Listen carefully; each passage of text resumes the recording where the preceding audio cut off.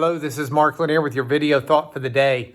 So if you're watching the news or reading the news, you know that the world is trying to figure out how to transition between the isolation and the separation and the basic closure of so much of the economy that's happened to try to flatten the curve of Corona.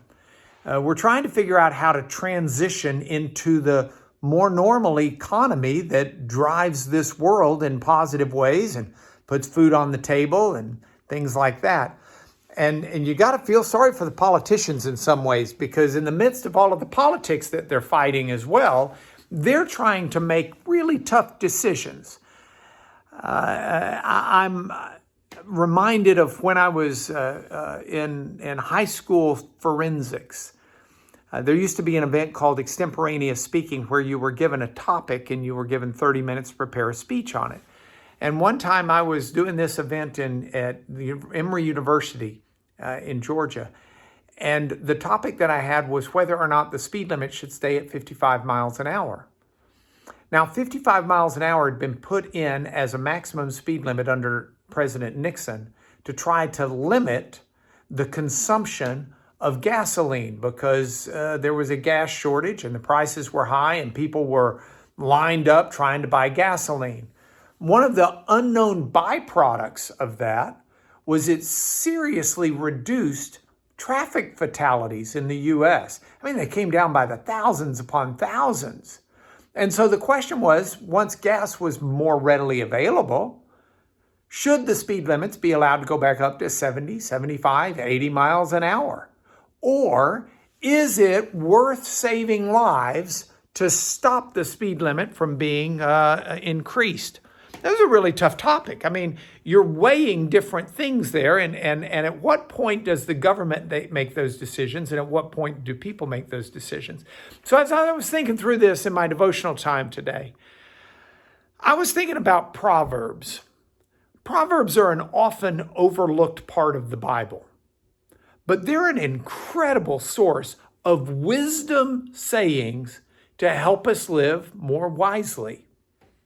It's a collection of wisdom sayings from a great period of Israel's history put together. And we've got them in 31 chapters. In fact, an amazing thing to do is every day of the month, read that chapter of Proverbs. So today's May the 6th. May the 6th, read the 6th chapter of Proverbs. It's not long, won't take you long. Do that each day. And the wisdom that's in there will accumulate in your life, and you will be more wise as you try to figure out how to live and what decisions to make. I'm not sure it tells you exactly how to transition to the vibrant economy we need, but it certainly tells you things. For example, Proverbs chapter 6. One of the few verses that all fit together says, consider the way of the ant, you sluggard, who stores up his food in the summer so that he's got it to eat in the winter. And then it says, basically, wake up, get out of bed. Don't be lazy, you lazy sluggard. A little sleep, a little slumber, a little folding of the hands to rest.